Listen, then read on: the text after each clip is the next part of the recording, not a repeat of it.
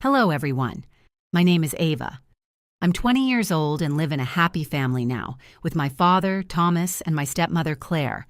I also have a brother, a stepbrother, who my stepmother brought home when she married my father. His name is Ethan.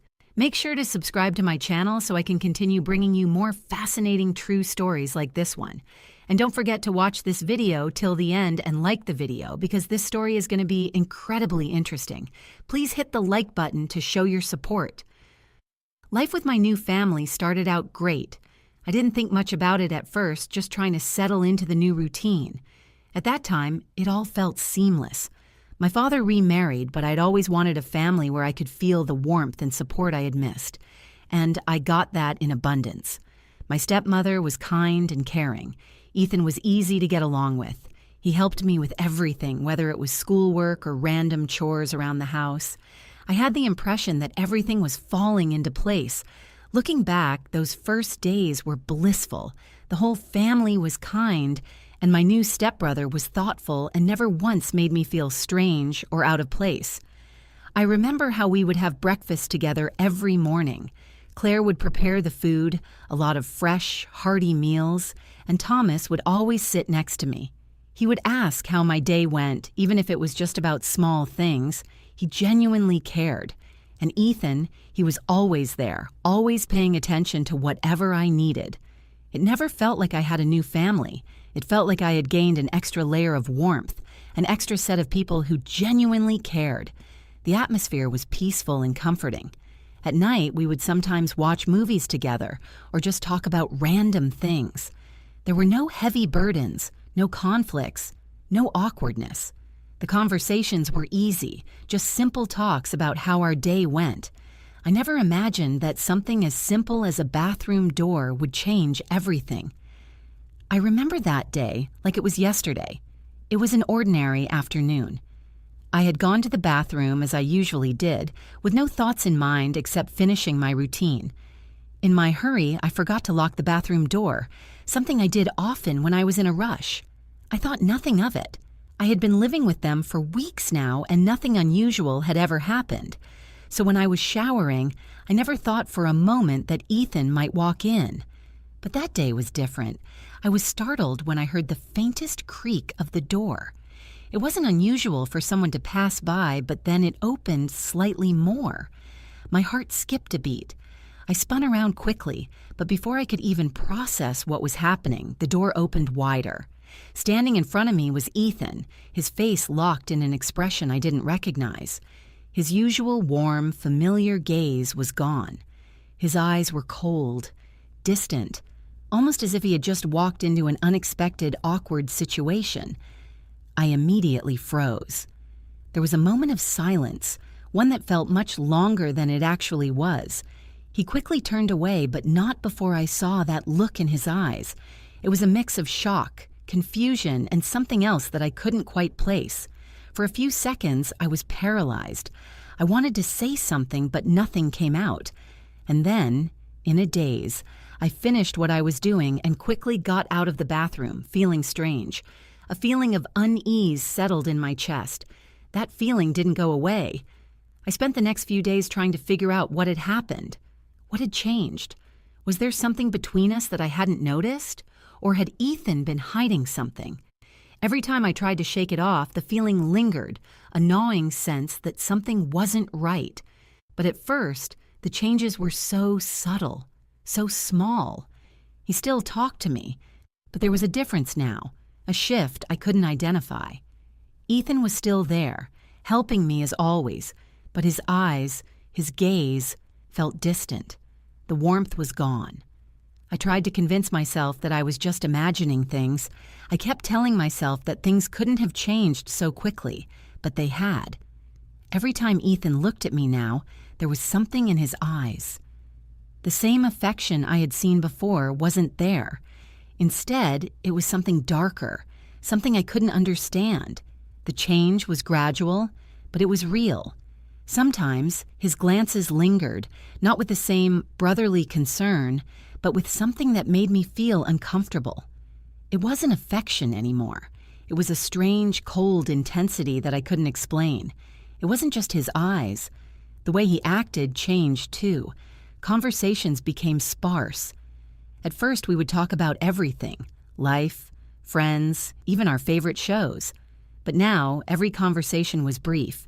He would respond to me in a distracted way, like he was trying to avoid a deeper connection. I could sense it every time we ate together when we sat down at the dinner table. The gap between us was growing. The casual warmth that used to fill the room seemed to be replaced with an uncomfortable silence. I couldn't stand it. I didn't understand what was happening. I wanted things to go back to normal, but nothing seemed to help. Ethan kept acting as though I was a stranger, and I was left wondering whether it was my fault. I tried to push these thoughts aside, convincing myself it would all go back to normal eventually. But deep inside, I knew something had changed, and that change had a way of creeping into every aspect of our interactions. Then came the night when everything changed for good. My parents were away, and I had been working on a math problem for hours. I was stuck. I didn't want to bother anyone, but the problem had become a weight on my mind. I had asked Ethan for help many times before, and he had always been patient with me. But something felt different now. He hadn't spoken to me much, and I couldn't shake the feeling that he was avoiding me. The distance between us was tangible. Still, I had no choice. I needed help. I hesitated for a moment, unsure of how to approach him, but finally I stood up and walked to his room. When I reached his door, I knocked lightly. "Come in," his voice sounded from inside. I pushed open the door and stepped into his room. Ethan was sitting at his desk, absorbed in something. But as soon as I entered, he looked up at me.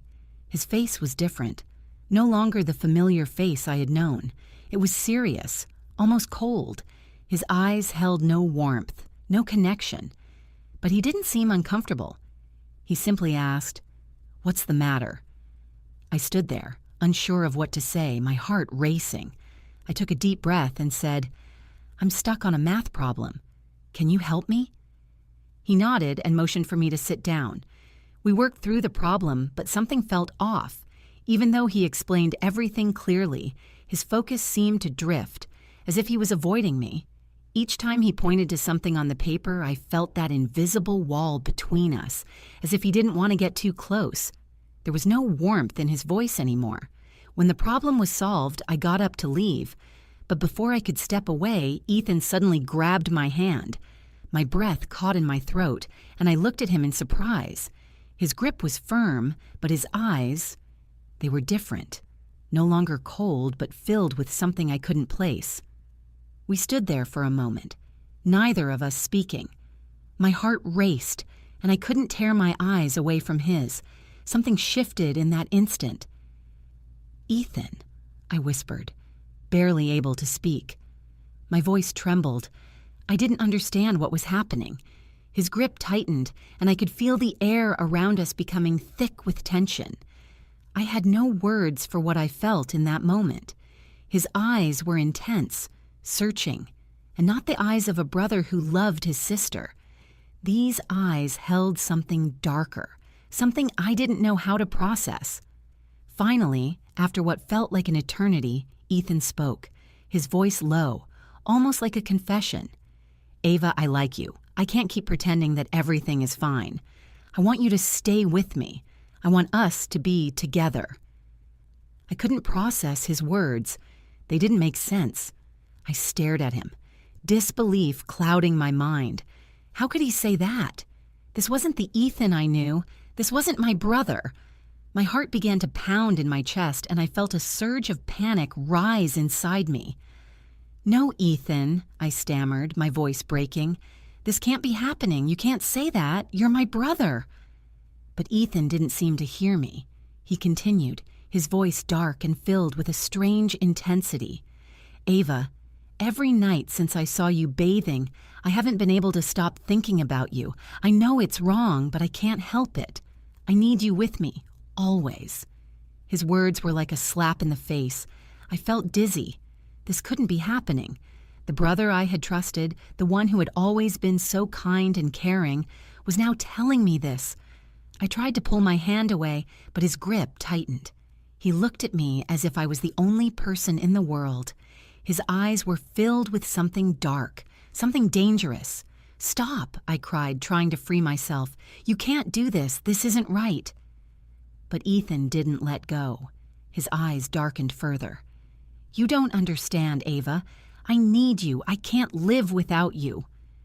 The room felt suffocating, as if the walls were closing in on me. My breath quickened. I couldn't breathe. My heart was pounding in my chest, and the world around me felt like it was collapsing. I wanted to scream, to run, but my body wouldn't move. Finally, I managed to pull my hand free. "No, Ethan, you can't do this to me. You can't do this to us." He looked at me, stunned, as if he had just realized the magnitude of his actions. "I'm sorry, Ava. I didn't mean to scare you like this." I said nothing. I stood there, feeling numb, my entire body trembling. My heart ached. I couldn't believe what had just happened. I just wanted to escape. I turned and walked out of the room, slamming the door behind me. I locked myself in my room, trying to make sense of what had just occurred. My mind was a whirlwind of confusion. How could this happen? How had everything gone so wrong? From that day forward, everything between Ethan and me had changed. We still lived under the same roof, but the warmth was gone. The silence between us was deafening. No more easy conversations, no more laughter at the dinner table. It was as if a wall had come up, and no matter how hard I tried, I couldn't break it down. I couldn't look him in the eye anymore. Every time I saw him, it felt like I was standing on a cliff. One small breeze could send me crashing down. The bond we once shared had disintegrated, leaving only an empty, hollow space between us. The next days were filled with silence. It was a silence that felt suffocating, one that filled every corner of the house. Every time I walked into a room, I could feel it, thick and heavy, hanging between us like a dense fog that wouldn't lift. It was as if Ethan and I had become strangers, each of us stuck in our own world, too afraid or too hurt to break the silence. Even though we still lived together under the same roof, the warmth and familiarity that had once filled our home were gone. In its place was an unbearable tension that neither of us knew how to address. Every time I saw him, I felt my heart beat faster. The once comforting sight of Ethan now made me feel uneasy. It wasn't the same anymore. His eyes, those eyes that used to hold nothing but care and concern, were now cold and distant. They no longer spoke of affection or brotherly love, but of something that made my stomach churn. The distance between us grew with each passing day. I tried to convince myself that it would eventually pass, that maybe it was just a phase, but deep down I knew that nothing would ever be the same again. It was hard for me to face him. I kept my distance, avoiding him as much as possible. I didn't know how to talk to him anymore. How could I? How could I face the person who had once been my brother, who had now turned into someone I didn't recognize? Every time we crossed paths, I would quickly look away, too afraid to meet his gaze. I feared that if I did, I might see that same intensity in his eyes again, the one that had made my skin crawl. The worst part was the silence from my stepmother, Claire. She didn't understand. She didn't know what had happened between Ethan and me. To her, it was just a family issue, a small disagreement between siblings that would be sorted out in time. But how could I explain to her that it wasn't just a small matter? How could I tell her the truth without tearing apart the family that we had worked so hard to build? I wanted to tell her, I really did, but the words never came. How could I explain what had happened? How could I say that my brother, my stepbrother, had crossed a line that could never be undone? Whenever Claire asked me about it, I would force a smile, pretending that everything was fine. "Oh, it's just a small issue," I would say, brushing it off as if it were nothing. But inside, I was breaking. I didn't want her to know the truth. I didn't want her to see me like this, to see the pain and fear that were slowly consuming me. I had to keep up the facade for her sake. I didn't want to hurt her, but I couldn't keep lying to her forever. I kept asking myself why it had to happen like this. Why did Ethan change? What had happened between us that made everything so complicated, so twisted? It was as though the bond we once shared had been shattered in an instant, and I couldn't find a way to piece it back together. I couldn't understand what had happened. One minute, Ethan had been the caring, kind brother I had always known. The next, he was someone else entirely. I had no idea what had changed inside him, or why he had started looking at me the way he did. Had I done something wrong? Had I said something that made him think I felt the same way? No, I couldn't have. I didn't feel that way about him. I couldn't. It wasn't normal. But the more I thought about it, the more I realized that maybe it didn't matter what I felt. Something had shifted, and there was no going back. Every time I tried to move past it, every time I tried to pretend things were normal, the reality of the situation hit me all over again. The fear, the confusion, the sense of betrayal, every emotion came flooding back, and I found myself stuck in an endless loop of questions and doubts. The truth was, I couldn't forget what had happened. I couldn't erase Ethan's words, the look in his eyes, the way he had held me. How could I? How could I ever forget the moment that had shattered everything? I knew I needed to talk to someone, but who could I turn to? How could I explain this to anyone without feeling ashamed, without feeling like I was the one who had done something wrong? I had no answers. I had no way of making sense of it all. The days turned into weeks, and nothing changed. The distance between Ethan and me only grew.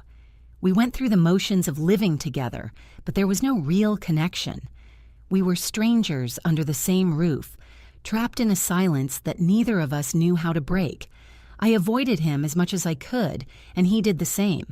Our interactions were limited to the bare minimum, simple exchanges when necessary, but nothing more. Every time I thought about the future, I felt a sense of dread. How would we ever fix this?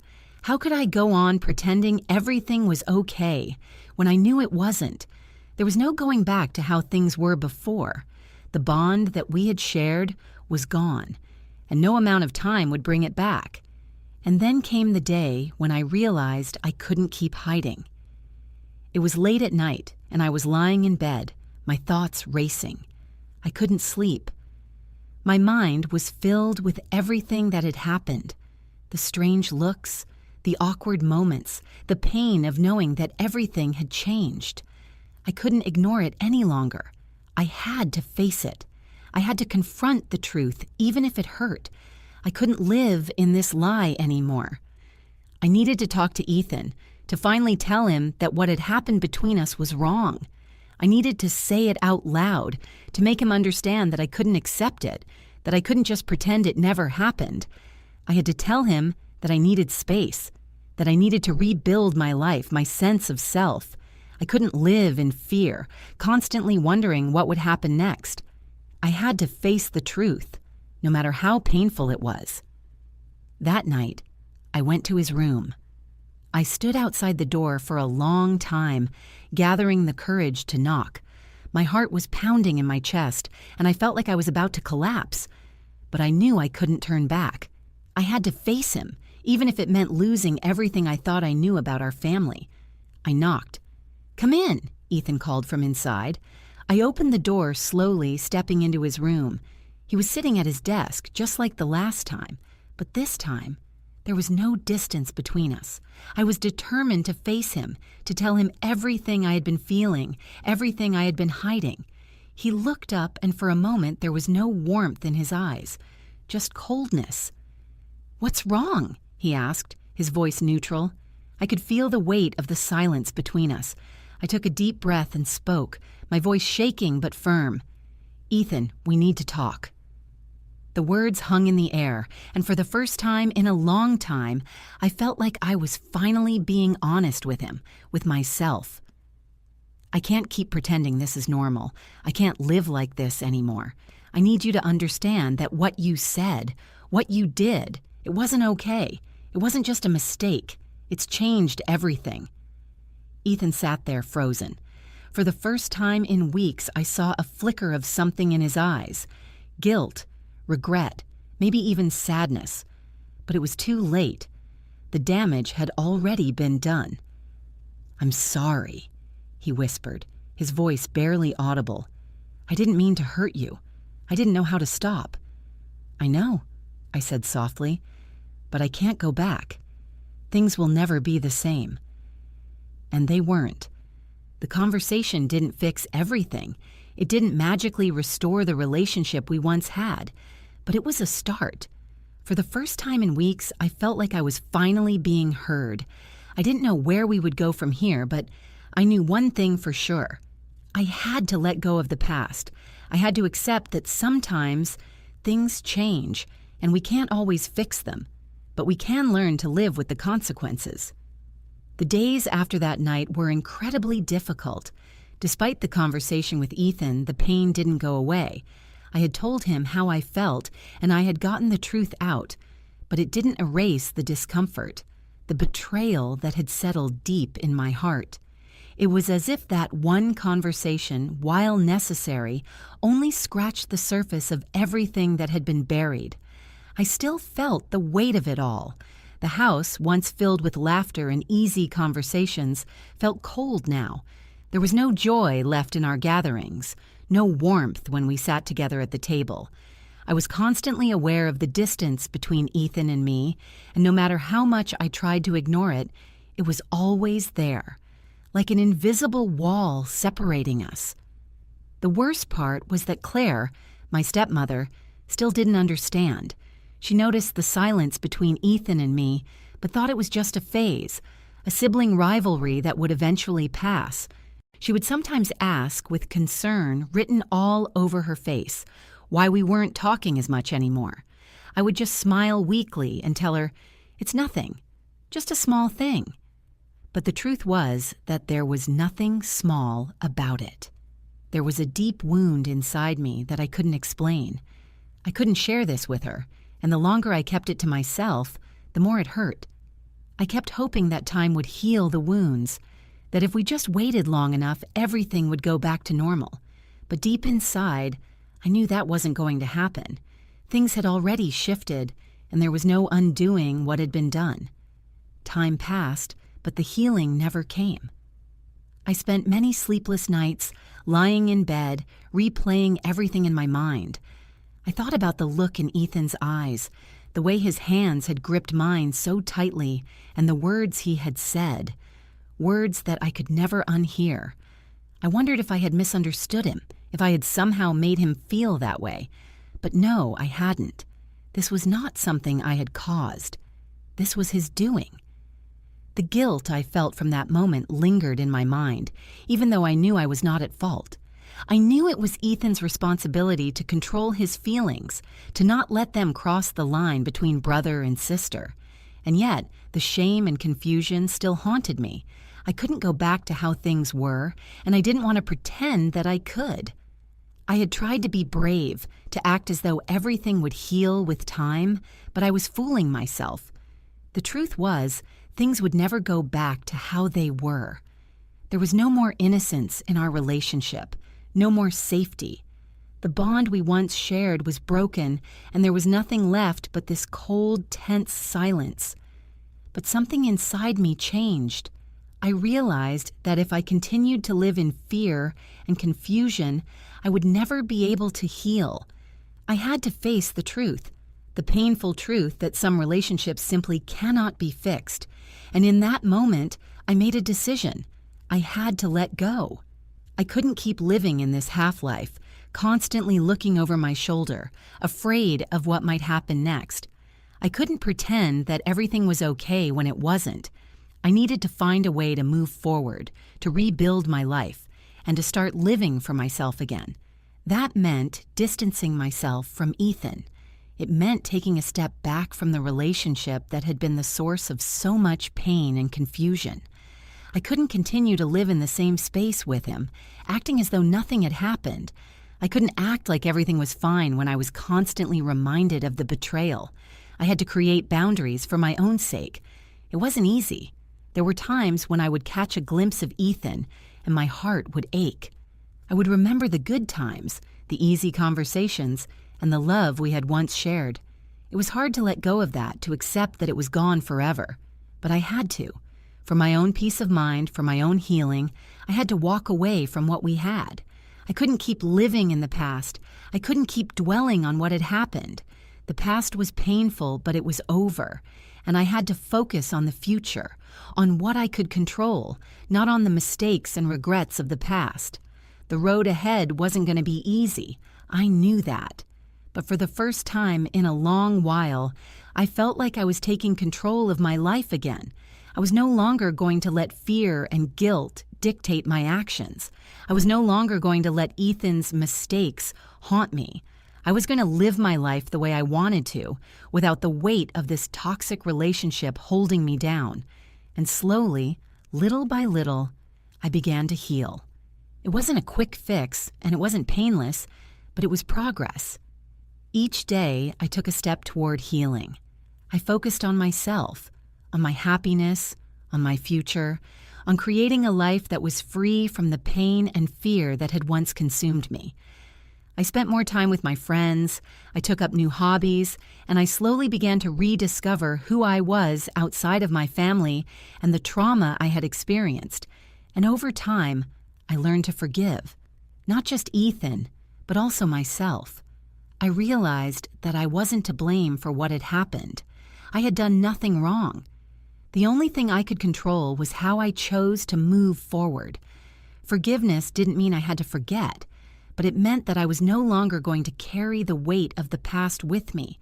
I let go of the anger and resentment that had held me hostage for so long, and in doing so, I set myself free. As for my family, everything changed. But that's the thing about life. It's constantly changing. You can't control everything, but you can control how you respond. I decided to respond with strength, with grace, and with the determination to move forward. I didn't know what the future held, but I knew that I had to keep moving forward no matter how hard it was. And eventually, I found peace. It wasn't the kind of peace I had expected, the kind that comes from everything being perfect. It wasn't the kind of peace that comes from everything going back to normal. It was a different kind of peace, the kind that comes from accepting that life isn't perfect, and sometimes things happen that we can't change. But in accepting that, we also find the strength to move on and find happiness again. I learned that silence can destroy a relationship, but honesty can heal it. The silence between Ethan and me was never going to be repaired by pretending that everything was okay. The truth needed to come out, and once it did, I could begin to heal. I learned that silence, while often easier, only deepens the pain. Talking about the hard things, facing the truth, those are the things that set us free. And I promised myself I would never let fear control my life again. I would face whatever came next, no matter how painful it was. Because in the end, it was my life, my happiness, and I was the one who had to live it. The story ends here, but my journey is just beginning. I don't know what the future holds, but I know one thing for sure. I am stronger now than I've ever been before, and I am ready to embrace whatever comes my way. Thank you for listening to this story. If you found it moving or thought-provoking, please like and share it. And remember, no matter what you're facing, you have the strength to get through it. Keep moving forward and take life one